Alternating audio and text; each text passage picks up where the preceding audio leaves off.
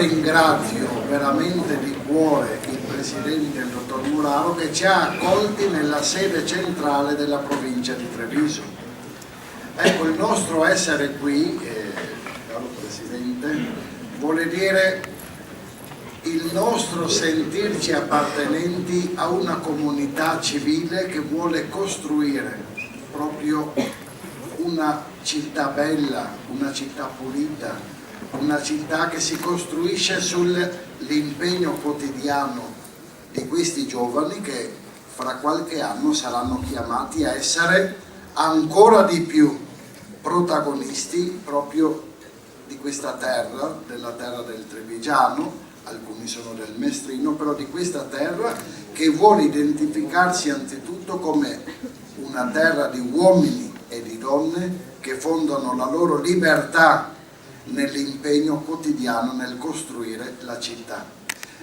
E formati per la vita di lavoratori, vita di padri e di madri di famiglia, ecco che è possibile un ambiente bello. Grazie a lei, Maurizio, ai suoi collaboratori, buongiorno, ben arrivati a Sant'Artemio a tutti voi ragazzi.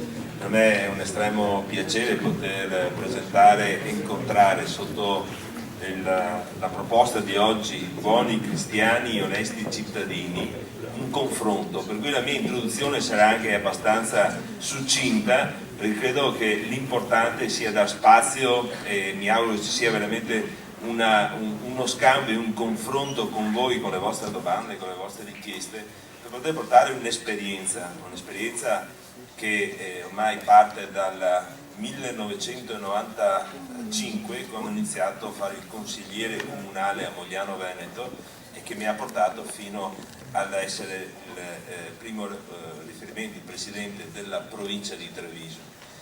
Vi do due dati su quello che è questo luogo, prima di tutto.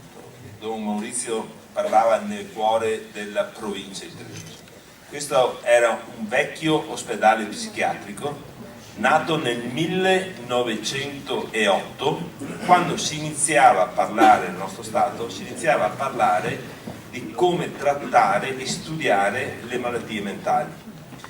L'acqua potabile è utilizzata solamente nell'acqua ad utilizzo umano, mentre i sciacquoni dei bagni, tutte quelle attività di pulizia che vengono fatte in questo luogo, l'irrigazione del parco è tutta fatta con acqua prelevata da sorgente o da falda e che poi naturalmente ritorna nella falda e ha una certificazione ambientale di categoria B per ristrutturazione la massima che si può avere, per cui massima considerazione dell'ambiente. In questo luogo abbiamo aperto anche un asilo nido per i nostri dipendenti, per cui le mamme che hanno dei bambini, hanno l'asilo nido, vengono qua direttamente la mattina col bambino, lo portano all'asilo, quando finiscono di lavorare prendono il bambino e se lo portano a casa. Per spiegare cosa fa la Texa, le automobili di adesso hanno dei congegni elettronici che si chiamano ABS, EBS, tutte queste cose qui, che rendono molto più sicuro chi viaggia. Ecco, tutti questi dispositivi elettronici che risiedono poi nelle varie centraline che ha un'automobile, oggi un'automobile può avere anche 100 centraline, buoni cristiani e onesti cittadini. Ecco, allora io aggiungerei che oggi, oltre ad essere degli onesti cittadini e dei buoni cristiani, bisogna essere anche delle persone ingegnose, perché il mondo di adesso è diverso rispetto al mondo di 20-30 anni fa. Oggi siamo in un mondo globalizzato.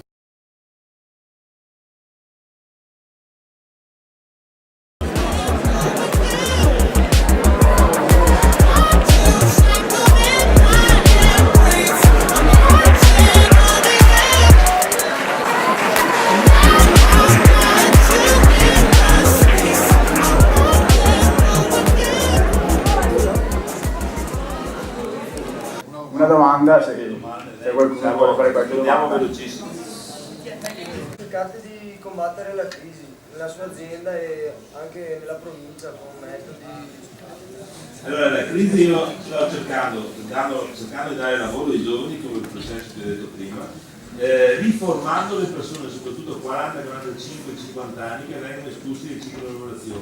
Ecco, il nostro incontro qui vuole essere anche il modo con cui vogliamo riaffermare la nostra presenza in questo territorio. Cristiani onesti cittadini, sapendo che questo proposito che ci prendiamo sgorga senz'altro da una storia che ci precede, da Don Bosco, ma anche da una nostra volontà, da un nostro cuore. Ecco, le chiediamo di accompagnarci e continuare a stare accanto ai giovani, alle giovani generazioni nella sua azione politica di amministratore. La salutiamo e la ringraziamo ancora con questo applauso. Le